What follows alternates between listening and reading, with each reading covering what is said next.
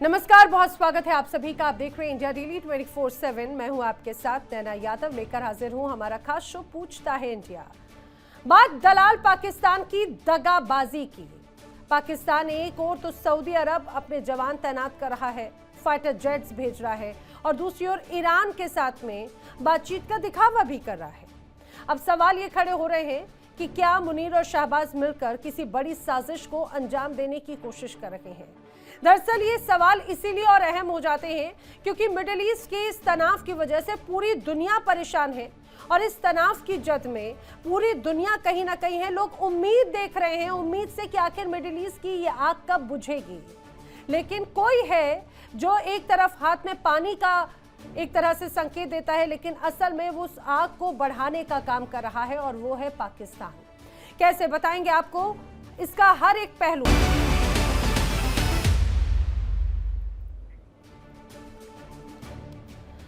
अब फटाफट खबरें आपने देख लिया, बात कर लेते हैं मिडिल ईस्ट के तनाव की। उम्मीद की जा रही थी कि मिडिल ईस्ट में जिस तरह से मध्यस्थता या बैठकें या प्रस्ताव जब पेश किए जा रहे हैं, तो उसके बाद में जल्द ही उम्मीद ये जागी कि शायद यहाँ का तनाव कम हो।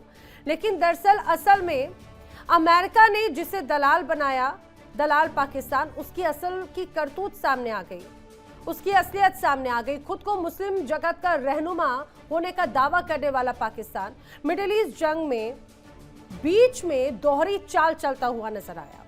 पाकिस्तान एक तरफ सऊदी अरब का साथ होने का दावा कर रहा है, वहीं दूसरी तरफ ईरान और अमेरिका के बीच में मध्यस्थता का दिखावा भी कर रहा है। समझिए, मिडिल ईस्ट में तनाव के बीच पाकिस्तान दोहरी भूमिका निभा रहा है। पाकिस्तान एक और तो सऊदी अरब में अपने सैनिक भेज रहा है, फाइटर जेट्स उतार चुका है 80,000। रियाद से जो रक्षा समझौता हुआ उसके तहत पाकिस्तान ने सऊदी की जमीन पर अपने 16 फाइटर जेट्स उतार दिए, एक डिफेंस सिस्टम उतार दिया, 50 ड्रोन उतार दिए, 8,000 सैनिक भी उतार दिए, माफ कीजिएगा। अब बताया जा रहा है कि पाकिस्तान सऊदी अरब की जमीन पर आने वाले वक्त में 80,000 सैनिक उतारने की प्लानिंग कर रहा है। यानी ये साफ है कि पाकिस्तान सऊदी अरब पर ईरान के हमलों का जवाब देने में अहम भूमिका निभाने वाला है। और इस पूरे मामले में पाकिस्तान के विदेश मंत्री इशाक डार का कहना था कि पाकिस्तान सऊदी अरब की सुरक्षा के लिए तैयार है। लेकिन जानते हैं, बड़ा दिलचस्प हो जाता है, एक तरफ सुरक्षा देने की बात सऊदी अरब को, और सऊदी पर हमला कौन कर रहा है? ईरान। उधर दूसरी तरफ ईरान और अमेरिका के बीच में जो तनाव है, तो पाकिस्तान इन दोनों के बीच में मध्यस्थ की भी भूमिका निभा रहा है। ईरान ने पाकिस्तान के जरिए अमेरिका को एक 14 पॉइंट्स वाला प्रस्ताव भेजा। अब बताया जा रहा है कि पाकिस्तान के जो गृह मंत्री है मोहसिन नकवी, वो बीते दिनों ईरान में थे, जहां उन्होंने राष्ट्रपति पेज़ेश्कियान से बाकायदा मुलाकात की। और ईरान की जो मीडिया है वो ये कहती है कि प्रस्ताव में ईरान ने बाकायदा अमेरिका को भरोसे के काबिल माना ही नहीं। समझिए, ईरान का कहना है कि अमेरिका पर बिल्कुल भरोसा नहीं है। साथ ही ईरान ने परमाणु हथियार बनाने से सीधे इनकार जरूर कर दिया।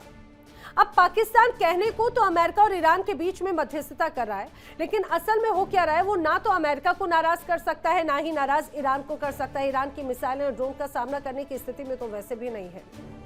और कुछ दिन पहले हमने देखा था कि पाकिस्तान ने ईरान की जो एयरक्राफ्ट हैं उन्हें अपने सैन्य बेसिस पर जगह दी थी, और बाकायदा सैटेलाइट तस्वीरें सामने आई थी जिससे इसका खुलासा हुआ था कि पाकिस्तान का जो नूर खान एयरबेस है वहां पर ईरान का C-130 सैन्य विमान बाकायदा देखा गया। और सबसे खास बात यह कि ये जो तस्वीरें हैं, ये जो जारी की गई थी, वो विदेश से ही, खासतौर से चाइना से सामने आई थी। चाइना की सैटेलाइट इमेजेस में इस बात का दावा किया गया, खुलासा किया गया, जिसके बाद में अब अमेरिका भी नाराज हो गया था। लेकिन अब रिपोर्ट्स ये कहती हैं कि अमेरिकी राष्ट्रपति के युद्ध विराम के ऐलान के बाद ही ईरान ने अपने कुछ सैन्य और निगरानी विमानों को पाकिस्तान भेज दिया, ताकि विमानों को अमेरिका और इजरायल के हमलों से सुरक्षित रखा जा सके। तैयारी की जा रही थी। हालांकि पाकिस्तान सरकार ने सफाई दी थी और ये कहा था कि जो विमान है सैन्य कार्रवाई से इनका कोई लेना देना नहीं है। अब पाकिस्तान चाहे जितनी ही सफाई क्यों ना दे ले, लेकिन उसकी जो धोखेबाजी है, उसके अगर इतिहास को देखा जाए तो ये बिल्कुल कहा जा सकता है कि एक बार फिर अमेरिका को धोखा देने की कोशिश कर रहा है। और इससे पहले भी पाकिस्तान, आपको याद होगा, ओसामा बिन लादेन को जब शरण दी, अफगानिस्तान युद्ध के दौरान जब तालिबान और हक्कानी नेटवर्क को समर्थन दिया, अमेरिका के दुश्मनों को परमाणु बम बनाने की तकनीक दी, अमेरिका की ओर से दी गई सैन्य मदद का गलत इस्तेमाल करने के मामले में अमेरिका को पहले ही धोखा दे चुका है। अब पाकिस्तान का एक बार फिर से डबल गेम जो सामने आया है, वो डबल गेम अब हैरान भी करता है और दुनिया के सामने उसे एक्सपोज भी करता है। सवाल जो खड़े होते हैं, क्या पाकिस्तान ईरान और अमेरिका के बीच में समझौता कराने में कामयाब हो रहा है या फिर ये सिर्फ दिखावा है और कुछ नहीं, अपना घर चलाने के लिए, दुकानदारी सेट करने के लिए? क्या घरेलू विवादों की वजह से पाकिस्तान सऊदी में सेना भेजने और ईरान के साथ में वार्ता करने को मजबूर हो गया? क्या पाकिस्तान के हालात उसकी सही मध्यस्थ बनने की राह में रोड़ा बन रहे हैं? करेंगे चर्चा। खास मेहमानों का पैनल मेरे साथ में कनेक्ट हो रहा है, जल्दी से आपको मिलवा देती हूं। रक्षा विशेषज्ञ रिटायर्ड विंग कमांडर आलोक सहाय जी मेरे साथ में कनेक्टेड हैं। रक्षा विशेषज्ञ, भू राजनीतिक विशेषज्ञ के तौर पर रिटायर्ड कर्नल एस के मालिक जी मेरे साथ में कनेक्टेड हैं। विदेश मामलों के जानकार रोहित शर्मा जी मेरे साथ में कनेक्टेड हैं। पाकिस्तान से पत्रकार डॉक्टर सज्जाद बुखारी भी मेरे साथ में कनेक्टेड हैं। आप सभी खास मेहमानों का बहुत स्वागत है इस पूरी चर्चा में। लेकिन जिस तरह की अभी जो तमाम परिस्थितियां हैं, उन सारी चीज़ों को लेकर, अच्छा इसके मलिक साहब, ये डबल गेम नहीं तो और क्या है? उम्मीद की जा रही थी, एक ऐसा लग रहा था कि चलिए पाकिस्तान जिस पर भरोसा नहीं किया जा सकता, लेकिन हो सकता है अकल आई हो सकता है जो डेंटेड इमेज है उसको दुरुस्त करने का एक मौका मिला हो और मध्यस्थता पेश करके शायद शांति की बात की जाए। लेकिन ऐसा लग रहा है एक हाथ में पानी का दिखावा और दूसरे हाथ में वही ऑयल, वही पेट्रोल जिससे आग को भड़काया जा सके। ये और नहीं, डबल गेम नहीं तो और क्या है? नैना जी, सभी दर्शकों को और आप सभी को को-पैनलिस्ट को मेरा सादर नमस्कार। पाकिस्तान का ये लेटेस्ट जो मूव है, ये एक्सपेक्टेड था काफी पहले, थोड़ा देर से आया है। एक्सपेक्टेड इसलिए पहले था कि देखिए अमेरिका नाराज है, क्योंकि जो अमेरिका ने समझौता कराया था सऊदी और पाकिस्तान के बीच में, इसमें अमेरिका का बहुत बड़ा हाथ था और ये समझौते की आधार भी एक स्ट्रेटेजिक मूव था और दूरगामी परिणाम को लेकर बना था। और ये बना था कि जब जब अमेरिका जानता था कि ईरान के साथ कभी कभी कॉन्फ्लिक्ट आएगा, लेकिन पाकिस्तान ने ये उम्मीद नहीं की थी कि ईरान के साथ इतनी जल्दी हमको डाइकोटोमी ये महसूस करनी पड़ेगी और हम दुविधा में फंस जाएंगे। और यही सोचते हुए उन्होंने समझौता किया कि उन्होंने समझौता ये किया कि भारत से उनके अक्सर विवाद रहते हैं और कन्फ्रंटेशन भी रहते हैं और सिंदूर बहुत की बात नहीं है, साल भर हुआ है। और ये सोचते हुए कि उनको भारत के खिलाफ जब भी कोई एक्शन होगा तो उसका सऊदी अरब का सपोर्ट, खासकर उनके इंस्ट्रूमेंट्स का, खासकर उनकी वार मशीनरी का, खासकर उनकी फाइटर्स का, क्योंकि उनके पास बहुत पैसा है और अरब के जो शेख है अमेरिका से सारे लेटेस्ट वेपन लेते रहते हैं। तो ये सोचते हुए पाकिस्तान ने समझौता किया था। लेकिन पिछले फरवरी के बाद, 28 फरवरी के बाद से जो एक एक करके जो प्रोग्रेस हुआ है ऑपरेशन, उससे सऊदी अरब काफी खफा चल रहा था। और ये देखते हुए चूंकि ईरान ने किसी भी देश को बख्शा नहीं है ऊपर से लेके नीचे तक, तो यूए ने तो उनसे कहा कि ठीक है आप हमारे पैसे वापस कीजिए अगर आप हमको किसी तरह से मदद नहीं कर सकते। हालांकि यूए का उनका कोई ऐसा पैक्ट नहीं है, लेकिन जो एक फॉर्मल पैक्ट है सऊदी अरब के साथ है। सऊदी अरब इस बात को लेकर शुरू से ही खिन्न था, लेकिन पाकिस्तान सब उनको शायद अब तक ये समझाने में थोड़ा सा कामयाब रहा कि नहीं, मैं बैठकर आप दोनों के बीच समझौता रहूंगा। ईरान एक शक्तिशाली देश है, वो आपकर मिसाइलें मारना बंद करेगा तो जाहिर सी बात है दोनों देशों को बेनिफिट होगा। इसी बात को लेते हुए अगर अरागची साहब अब तक उनकी भूल में फंसे रहे और एक तरह देखा जाए उनके झांसे में आते रहे, दौर चला बातचीत का, दौर चला शांति वार्ता का, निकला क्या? ढाक के 3 बात। और ये निकलना था और जो जानकार लोग हैं उनको पता था ये चीज, लेकिन पता नहीं कुछ लोग थे कि जो शायद इस गलतफहमी में थे कि पाकिस्तान को कुछ शांति समझौता में कुछ महत्वपूर्ण भूमिका नहीं, क्योंकि भूमिका तब निभाए ना, एक स्टैंडिंग होनी चाहिए जो मीडिएटर होता है। अमेरिका इनको अपने हिसाब से टूल की तरह इस्तेमाल करता है, पैसा देता है, आईएम से निकालता है, एफएटीएफ से निकालता है, ग्रेली से निकलवाता है और उनको एक तरह से अपने टूल की तरह इस्तेमाल करता रहा है। कोई नई बात नहीं है, बल्कि मैं ये कहूं कि पाकिस्तान अमेरिका की एक छाया है, शेडो है। अमेरिका ने भी तो यही कहा था कि हमारे लिए गुड टेररिस्ट कोई टेररिस्ट ही नहीं जब तक उनके ट्विन टावर ध्वस्त नहीं हो गए। उसके बाद उसको अकल आई, उसके बाद बोलने लगा कि yes terrorism is a serious issue. और यही बात पाकिस्तान चलता रहा है। पाकिस्तान का काम है पैसा लेना और पैसे लेके अपनी चीजों को, अपने एजेंडों को आगे चलाते रहना।